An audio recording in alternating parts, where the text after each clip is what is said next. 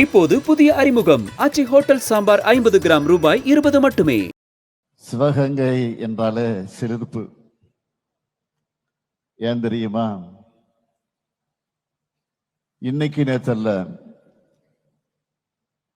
பல்லாயிரம் ஆண்டுகளுக்கு முன்னாடியே தமிழ் நாகரிகம் ஓங்கி இருந்ததற்கான கீழடி தடயங்கள் கிடைச்ச மண் இந்த மண். பலரின் வீரத்தால் தியாகத்தால் சிவந்த மண்.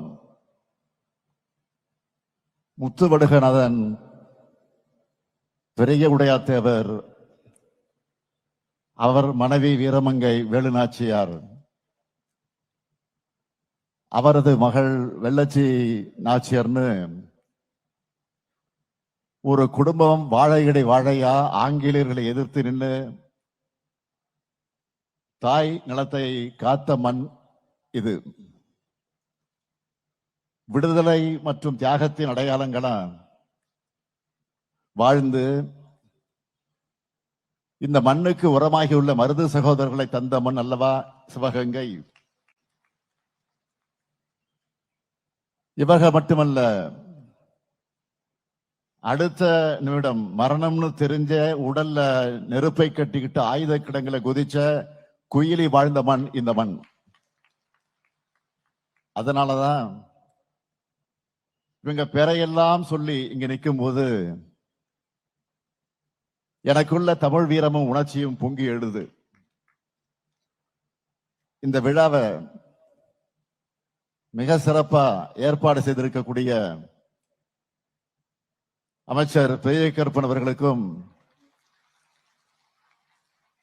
மாவட்ட ஆட்சியர் திருமதி பொற்குடி அவர்களுக்கும், மாவட்ட அதிகாரிகள் அனைவருக்கும் என்னுடைய பாராட்டுக்கள், வாழ்த்துக்கள். முன்னாள் ஒன்றிய அமைச்சர் அண்ணன் சிதம்பரம் அவர்கள் இங்கே குறிப்பிட்டு சொன்னார், அலுவலகத்திற்கு அதை தொடர்ந்து என் இல்லத்திற்கு வந்து என் கல்லூரிகளுடைய திறப்பு விழாக்களுக்கு நேரில் வர வேண்டும் என கேட்டார். நான் தேதி கொடுத்தேன் என்று சொல்வதை விட அவர் சொன்னதை நான் ஒப்புக்கொண்டேன். அதுதான் உண்மை. அதை பயன்படுத்திக்கிட்டு நம்முடைய பெரிய கருப்பன் அவர்கள் அவருடைய பெயரை போலவே பெரிய விழாவாக இதை ஏற்பாடு செஞ்சிருக்கிறார். ஒரு கல்ல 2 மாங்கான்னு சொல்லுவாங்கல்ல, அதுபோல ஒரு தேதியை வாங்கிட்டு 5 நிகழ்ச்சிகளை அவர் நடத்தி இருக்கிறார். நேற்று மாலை 3 விழாக்கள். முதல்ல பொது உடைமை இயக்கத்தினுடைய மாபெரும் தலைவராக இருந்த தோழர் ஜீவா அவர்கள் அண்ணல் காந்தியடிகளை சந்திச்ச வரலாற்று சிறப்புமிக்க இடம் சிறுவயல். அங்கு தமிழ்நாடு அரசின் சார்பில் சிலையுடன் கூடிய நிறைவரங்கத்தை திறந்து வச்சேன். அடுத்து தவத்திரு குன்றகோடிகளால் அவருடைய 100ஆண்டு விழாவை அரசு சார்பில் கொண்டாடுவோம்னு அறிவிச்சிருந்தோம். குன்றக்குடி மடத்துல இன்றைய அடிகளார் மிக சிறப்பாக அதை ஏற்பாடு செய்திருந்தார். அந்த நிகழ்ச்சிக்கு அடுத்து திராவிட இயக்கத்தினுடைய பகுத்தறிவு கவிஞர்னு தந்தை பெரியாரால் போற்றப்பட்ட சிறப்புக்குரிய கவிஞர் முடியரசனார் அவர்கள், இன்னும் சொன்னா தலைவர் கலைஞருக்கு நெஞ்சுக்கு நெருக்கமான கவிதை தோழர், அவருடைய சிலையை திறந்து வச்சேன். இதை மட்டுமா, இன்று கர்நாடகாத்தான் பேரூராட்சியில செட்டிநாடு வேளாண்மை கல்லூரி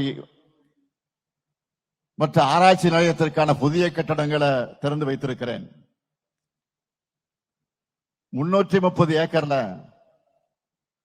அந்த கல்லூரி அமைந்திருக்கு. தற்போது 361 மாணவிகள், 128 மாணவர்கள், 489 மாணவர்கள் இளங்கலை வேளாண்மை படிச்சுட்டு வராங்க. அந்த கல்லூரியில மானாவாரி வேளாண்மை ஆராய்ச்சி நிலையமும் செயல்பட்டு வருது. 61 கோடியே 79 லட்சம் ரூபாய் செலவில் பன்முகத்தன்மை கொண்ட மாதிரி வேளாண் காடுகள் ஒன்றும் அமைக்கப்பட்டிருக்கு. மாண்புமிகு மாநிலங்களவை உறுப்பினரும் ஒன்றியத்தினுடைய முன்னாள் நிதியமைச்சருமான அண்ணன் சிதம்பரம் அவர்களின் கோரிக்கை ஏற்று செட்டிநாடு வேளாண்மை கல்லூரி மற்றும் ஆராய்ச்சி நிலையத்தில் அமைந்திருக்கக்கூடிய கலையரங்கத்திற்கு பசுமை புரட்சிக்கு வித்திட்ட ஒன்றியத்துடைய முன்னாள் வேளாண்மை துறை அமைச்சர் பாரத ரத்னா விருது பெற்ற டாக்டர் சி சுப்பிரமணியம் அவருடைய பெயர் சூட்டி திறந்து வைத்ததில் நான் மிகுந்த மகிழ்ச்சி அடைகிறேன். அடுத்து இங்கு காரைக்குடி வட்டம் கழனிவாசல்ல 100 கோடி ரூபாய் மதிப்பீட்டில் உருவாக்கப்பட்டிருக்கக்கூடிய சட்டக்கல்லூரியை திறந்து வச்சிருக்கிறேன். 19 ஏக்கர் பரப்பளவில் இது அமைஞ்சிருக்கு. 1300 மாணவர்கள் படிக்கக்கூடிய வசதியோடு இது அமைக்கப்பட்டிருக்கு. நம்முடைய அண்ணன் சிதம்பரம் அவர்களும் அமைச்சர் பெரிய கருப்பனும் நாடாளுமன்ற உறுப்பினர் கார்த்தி சிதம்பரம் அவர்களும் எம்எல்ஏ மாங்குடி அவர்களும் இவருடைய கோரிக்கை ஏற்று இந்த 2 கல்லூரிகளையும் உரிய நேரத்தில் திறந்து செயல்பாட்டுக்கு கொண்டு வந்திருக்கிறோம். சும்மா உங்க தகவலுக்காக இன்னொரு செய்தியை நான் சொல்ல விரும்புகிறேன். ஒன்றிய அரசால் மதுரை எய்ம்ஸ் அறிவிச்சு அது தொடங்கி 11 ஆண்டுகள் ஆகுது. இது உங்க தகவலுக்காகத்தான். அடுத்த நிகழ்ச்சி 32 கோடி ரூபாய் மதிப்பீட்டில் உருவாக்கப்பட்ட மினி டைடல் பூங்காவையும் திறந்து வைக்க போறேன். இப்படி பல்வேறு நிகழ்ச்சிகள் ஒருங்கிணைந்ததுதான் என்னுடைய சிவகங்கை பயணம். இங்க முன்னாள் ஒன்றியத்தினுடைய அமைச்சர் மூத்த காங்கிரஸ் தலைவருமான சிதம்பரம் அவர்கள் இங்க பேசினார்கள். திராவிட மாடல் அமைந்த பிறகு எண்ணற்ற திட்டங்களை நிறைவேற்றி வருகிறோம். அப்போது அண்ணன் சிதம்பரம் அவர்கள் என்ன கருத்து சொல்கிறார் என்பதை நான் கூர்ந்து கவனிப்பேன். காரணம், பல்லாண்டுகள் அனுபவம் வாய்ந்த அவரது பாராட்டை நான் முக்கியமாக கருதுவேன். அண்ணன் சிதம்பரம் அவர்கள் ஒட்டுமொத்தமாக நாட்டுக்காக சிந்தித்தாலும் என்னதான் இருந்தாலும் சிவகைக்காக கூடுதலாக அக்கறையோடு சிந்திப்பார், செயல்படுவார் என்பதற்கு இன்று திறந்து வைத்திருக்கக்கூடிய 2 கல்லூரிகள் தான் உதாரணம். அண்ணன் சிதம்பரம் அவர்களுக்கு எனது மனமார்ந்த பாராட்டையும் நன்றியையும் நான் தமிழக அரசின் சார்பில், தமிழக மக்களின் சார்பிலே நான் இந்த நேரத்தில் தெரிவித்துக் கொள்ள விரும்புகிறேன். இந்த நிகழ்ச்சிக்கு வந்தவுடன் முக்கியமான ஒரு திட்டத்தை தொடங்கி இருக்கிறேன். சிவகங்கை மாவட்டத்தில் இருக்கிற 6 பேரூராட்சிகள், 11 ஊராட்சி ஒன்றியங்கள் இருக்கிற 2452 ஊரக குடியிருப்புகள் மற்றும் 3 நகராட்சிகள்ல 2119 கோடியே 7 லட்சம் ரூபாய் செலவில் மொத்த கூட்டு குடிநீர் திட்ட பணிகளை திறந்து வச்சிருக்கிறேன். அது மட்டுமல்ல, இந்த மாபெரும் விழா மூலமாக 49 பணிகளை திறந்து வச்சிருக்கிறேன். 13 கோடியே 36 லட்சம் ரூபாய் மதிப்பில 28 புதிய திட்டங்களுக்கு அடிக்கல் நாட்டி இருக்கிறேன். 205 கோடி ரூபாய் மதிப்பில 15,453 பயனாளிகளுக்கு நலத்திட்ட உதவிகளும் வழங்கி இருக்கிறேன். நேற்று நான் இந்த மாவட்டத்திற்கு வந்ததும் சிவகங்கை மாவட்டத்திற்கு நான் திராவிட மாடல் ஆட்சியில முத்திரை திட்டங்களாக கடந்த 5 ஆண்டுகள் காலத்துல பயனடைந்திருக்கக்கூடிய பட்டியலை கேட்டேன். கொடுத்தாங்க. மலைப்பா இருந்துச்சு எனக்கு. அந்த பட்டியலை நான் உங்களிடத்தில் நினைவுபடுத்துகிறேன். மாதந்தோறும் 1000 ரூபாய் கலைஞர் மகளிர் உரிமை தொகை சிவகங்கை மாவட்டத்தில் 2,38,428 பெண்களுக்கு வழங்கப்படுகிறது. கல்லூரிக்கு போகிற 8,469 மாணவிகளுக்கு புதுமை பெண் திட்டத்தின் மூலமா 1000 ரூபாய் வழங்கப்படுகிறது.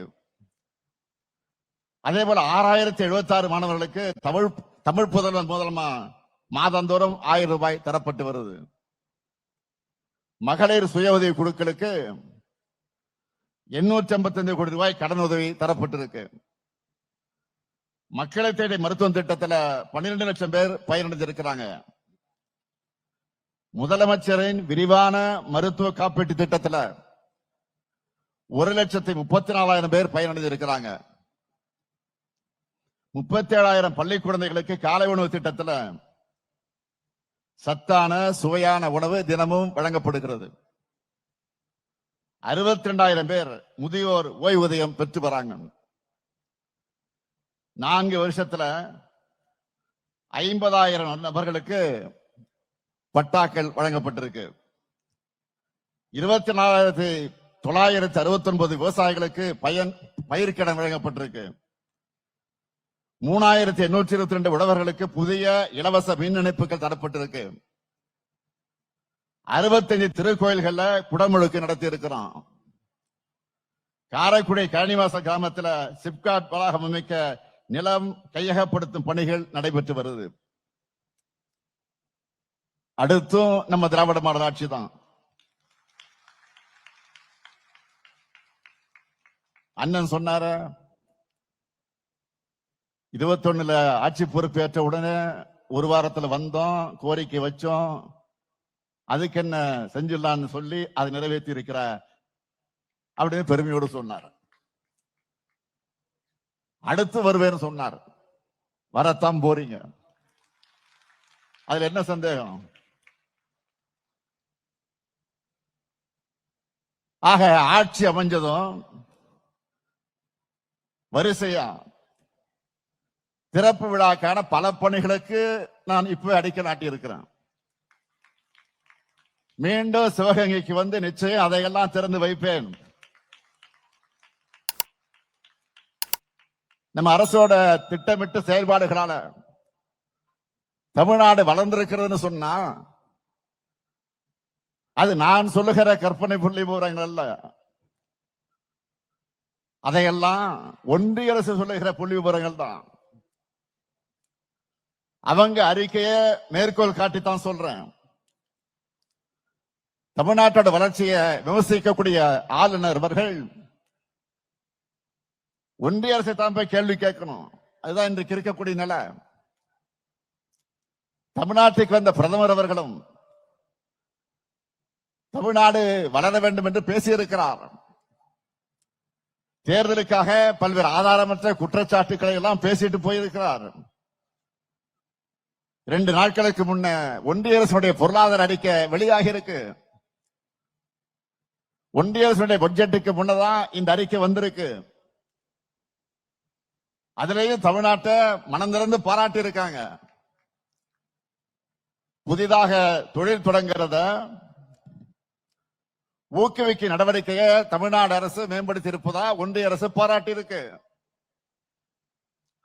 உற்பத்தி துறை வேலை வாய்ப்புல தமிழ்நாடு முதலிடம் ஒன்றிய அரசின் பொருளாதார அறிக்கை பாராட்டுது. பெண்களுக்கான வேலை வாய்ப்பை பெருக்கும் திட்டங்கள்ல தமிழ்நாடு தீட்டி இருக்கு. இது மற்ற மாநிலங்களுக்கு முன்னோடின்னு பெருமையா சொல்லி இருக்காங்க. இந்த அறிக்கையை மாண்புமிகு பிரதமர் அவர்களும் மாண்புமிகு ஆளுநர்களும் படிக்க வேண்டும் என்று நான் கேட்டுக் கொடுக்கிறேன். படிக்காம எந்த நிகழ்ச்சிக்கும் போயிடாதீங்க. நீங்க கொடுக்கிற அறிக்கை தான் அது. உங்க ஒன்றிய அரசு தந்திருக்கக்கூடிய அறிக்கை. தமிழ்நாட்டுக்கான தொழில் முதலீடுகள் வேறு மாநிலத்துக்கு போயிடுச்சுன்னு குற்றஞ்சாட்டி ஆளுநர் அவர்கள் குற்றஞ்சாட்டி வரக்கூடிய நிலையில தான் ஒன்றிய அரசின் அறிக்கை தமிழ்நாட்டை இன்றைக்கு பாராட்டி இருக்கு. சிவகங்கை கிராமங்கள் நிறைந்த மாவட்டம். உங்ககிட்ட ஒரு முக்கியமான விஷயத்தை பத்தி சொல்ல விரும்புறேன். கிராமப்புற பொருளாதாரத்தோட முதுகெலும்பா இருந்து வந்த மகாத்மா காந்தி பெயரில் அமைந்துள்ள 100 நாள் வேலை திட்டத்தை ஒன்றிய பாஜக அரசு காலி பண்ணிட்டு வேற பேர்ல புது திட்டத்தை கொண்டு வந்திருக்காங்க. நீங்க எல்லாருமே கேள்விப்பட்டிருப்பீங்க. அவங்களுக்கு மகாத்மா காந்தியும் பிடிக்காது, மக்கள் நல்லா இருந்தாலும் பிடிக்காது. அதான் இப்படி பண்றாங்க. இதை எதிர்த்து திமுக சார்பில், காங்கிரஸ் கட்சியின் சார்பில், ஏன் பல்வேறு கட்சிகளின் சார்பில் தமிழ்நாடு முழுக்க ஆர்ப்பாட்டங்கள் நடைபெற்றிருக்கிறது, நடத்தி இருக்கிறோம். நாடாளுமன்றத்தில் நம்ம கூட்டணி எம்பிக்கள் தீவிரமாக எதிர்த்தாங்க. இப்போ கொண்டு வந்திருக்கக்கூடிய புதிய திட்டத்தை பற்றி குடியரசுத் தலைவர் உரையை முன் வச்சு முன்னாள் நிதியமைச்சர் அண்ணன் சிதம்பரம் அவர்கள் சில முக்கியமான கேள்விகளை எல்லாம் எழுப்பியிருந்தார். குடியரசுத் தலைவர் உரைனா அது பாஜக அரசினுடைய உரைதான். அவங்களை நோக்கித்தான் இந்த கேள்வி. ஏற்கனவே நடைமுறையில் இருக்கக்கூடிய 100 நாள் திட்டத்திலேயே 50 நாள் கூட ஒன்றிய பாஜக அரசு ஒழுங்கா வேலை கொடுக்கிறது இல்ல. ஏன்னா அதுக்கான நிதியை ஒழுங்கா விடுவிக்கிறது இல்ல. இந்த நிலையில 50 நாள் எப்படி மேஜிக் மாதிரி 120 நாட்களாக உயரும்? ஒன்றிய அரசு இந்த திட்டத்துக்கு 2.5 மடங்கு கூடுதல் நிதி அளிக்க தயாரா இருக்கா?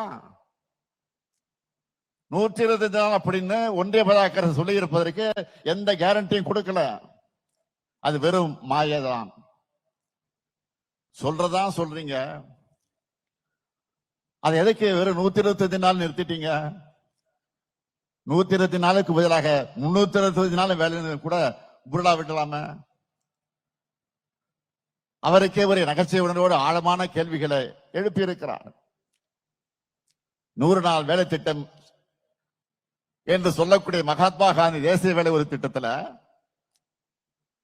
தமிழ்நாட்டில் கடந்த ஆண்டு நாம் கணக்கு போட்டு பார்த்தா 65 லட்சம் குடும்பங்கள் பயனடைந்திருக்கிறாங்க. ஆண்டுக்கு 10,000 கோடியிலிருந்து 12,000 கோடி வரை கிராமப்புற மக்களுக்கு ஊதியம் வழங்கப்பட்டிருக்கு. ஆனா இப்போ அவங்க கொண்டு வந்திருக்கக்கூடிய புதிய திட்டத்துல இதுல பாதி வர்றதே சந்தேகம்தான். வேலை நாட்களையும் நாம முடிவு பண்ண முடியாது. மேலே இருந்துதான் அவங்க முடிவு பண்ணுவாங்களாம். போதாக்குறைக்கு இனி மாநிலங்கள் 40 விழுக்காடு நிதியை வழங்க வேண்டும் என்று புது திட்டத்துல நம்ம மேல பெரிய தாக்குதலை தொடுத்திருக்காங்க. ஒன்றிய பாஜக அரசு தன்னுடைய கடமையிலிருந்து நழுவி ஓடுது. கிராமப்புற மக்களை மொத்தமா கை கழுவி விடுது. இந்த குறைபாடுகளை எல்லாம் சுட்டி காட்டி இந்த திட்டத்தை உடனடியாக திரும்ப பெறணும். மறுபடியும் பழைய திட்டத்தை மகாத்மா காந்தி பேரிலேயே தொடர வேண்டும் என்று சட்டமன்றத்தில் நாம தீர்மானம் போட்டிருக்கிறோம். மக்களின் குரலுக்கு ஒன்றிய பாஜக அரசு கட்டாயம் செவிசாய்க்கணும். இல்லைன்னா 3 வேளாண் சட்டங்கள், சாதிவாரி மக்கள் தொகை கணக்கெடுப்பு போல இதுலயும் மக்கள் துணையோடு உங்கள் முடிவை வாபஸ் பெற வைப்போம். தமிழ்நாட்டுக்காக குரல் கொடுக்க முடியாத 10 தோல்வி பழனிசாமி அவர்கள் நம்ம அரசு செஞ்சிட்டு இருக்கக்கூடிய திட்டங்களை காப்பி அடிச்ச புதிய வாக்குறுதிகள் அள்ளி வீசிட்டு இருக்காரு. இப்போ அவர் ஆட்சிக்கு வர போறது இல்லை, அது வேறு விஷயம். அப்புறம் நேரத்தை வீணடிச்சிட்டு இருக்கான்னு தெரியல. ஏற்கனவே அதிமுக தேர்தல் அறிக்கையில சொன்ன எந்த வாக்குறுதியும் தன்னுடைய ஆட்சி காலத்துல அவர் நிறைவேற்றல. 2011 அதிமுக தேர்தல் அறிக்கையில என்ன சொன்னாங்க தெரியுமா? 2011 சென்னை முதல் கன்னியாகுமரி வரை கடலோர சாலை திட்டம்னு சொன்னாங்க, செஞ்சாங்களா? தென் தமிழ்நாட்டுல ஏரோ பார்க்னு சொன்னாங்களே, செஞ்சாங்களா? 58 வயசு மேற்பட்டவங்களுக்கெல்லாம் இலவச பஸ் பாஸ்ன்னு சொன்னாங்க, அதை பத்தி வாயை திறக்காதவங்க தான் இப்போ அடுத்த செட் பொய்ய வாக்குறுதியை வழங்கியிருக்காங்க. 2016 அதிமுக தேர்தல் அறிக்கையில சொன்னதாவது பழனிசாமி அவர்களுக்கு நினைவில் இருக்கா? அனைத்து ரேஷன் அட்டைதாரர்களுக்கும் செல்போன் வழங்கப்படும் சொன்னீங்களே, எங்க அந்த போன்? பேருந்து நிலையங்கள், பெரிய பேருந்து நிலையங்கள், வணிக வளாகங்கள், பூங்காக்கள் போன்ற பொது இடங்கள்ல இலவச வைஃபைன்னு சொன்னாங்களா? பிறகு அதை பத்தி பேச்சு மூச்சு இல்லையே. அனைத்து ஊராட்சிகள்லயும் அம்மா இருசக்கர வாகன பழுதுபார்க்கு பயிற்சி மையம் உருவாக்கப்படும் சொன்னாங்க. சொன்ன அவங்களுக்கே அது இப்போ மறந்து போச்சு. அதிமுக ஆட்சியோ பழனிசாமி அவர்களோ எப்பவுமே சொன்னதை செய்ய மாட்டாங்கன்னு மக்களுக்கு எல்லாம் தெரியும். ஆனா திமுக சொன்னதைத்தான் செய்யும், செய்வதைத்தான் சொல்லும் மக்களுக்கு தெரியும். மகளிருக்கு 1000 ரூபாய் உரிமை தொகை வழங்குவோம்னு சொன்னோம். சொன்னபடியே 1,16 லட்சம் பேருக்கு முதல் கட்டமாக கொடுத்தோம். இப்போ மேலும் 17 லட்சம் பேரை கூடுதலாகவும் சேர்த்திருக்கிறோம். இதுதான் திமுக. கட்டணமில்லா பேருந்து பயணம் கொடுத்தா போக்குவரத்து துறை நடத்த முடியாதுன்னு சொன்னாங்க. ஆனா ஆட்சிக்கு வந்ததும் நான் போட்ட முதல் கையெழுத்து விடியல் பயணம் திட்டத்துக்கு தான். இதனால மாதந்தோறும் 1000 ரூபாய் பெண்களுக்கு மிச்சமாகுது. அதே நேரத்தில் போக்குவரத்து துறையும் புதிய பேருந்துகள் நவீன வசதிகளை மேம்படுத்தி இருக்கிறோம். இந்த 7 ஆண்டு காலத்துல இந்த 5 ஆண்டு காலத்துல 7250 பேருந்துகள் புதுசா வாங்கி இன்றைக்கு ஓடிக்கொண்டிருக்கிறது.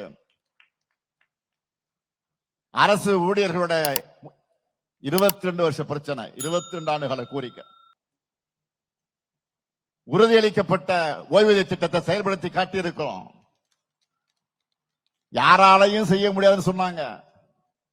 அதை 5 ஆண்டுக்குள்ள மனமிருந்தால் மார்க்கம் உண்டு என்று நிரூபிச்சிருக்கக்கூடிய நம்ம திராவிட மாடல் ஆட்சி. நம்ம ஆட்சிக்கு வந்தப்போ அரசு ஊழியர்களுக்கு 17 விழுக்காடாக இருந்த அகவிலைப்படையை இப்போ 58 விழுக்காடு என்கிற அளவுக்கு உயர்த்தி வழங்கி இருக்கிறோம். இதுதான் திராவிட மாடல் ஆட்சி. நாம சொல்லிவிட்டு செஞ்ச திட்டங்களுக்கு இணையா சொல்லாமலேயே பல முத்திரை திட்டங்களை நிறைவேற்றி இருக்கிறோம். அதுதான் பெரிய சாதனை. இன்னும் பல கனவு திட்டங்கள் இருக்கு. அவற்றை நிறைவேற்றும் வாய்ப்பு திராவிட மாடல் 2.0 தமிழ்நாட்டு மக்களான நீங்க எனக்கு வழங்குவீங்கன்னு எனக்கு நம்பிக்கை முழு அளவுக்கு இருக்கு. அந்த நம்பிக்கையை தான் ஒவ்வொரு மாவட்டத்துக்கும் போகும்போது உங்க முகத்துல நான் பார்க்கிறேன். மக்கள் மகிழ்ச்சியே என் மகிழ்ச்சி, தமிழ்நாட்டின் வளர்ச்சியே என் மகிழ்ச்சி. வெல்வோம் ஒன்றாக. நன்றி, வணக்கம். இப்போது புதிய அறிமுகம் ஆச்சி ஹோட்டல் சாம்பார் 50 கிராம் ரூபாய் 20 மட்டுமே. மின்னம்பலம்.com தமிழின் முதல் மொபைல் பத்திரிகை.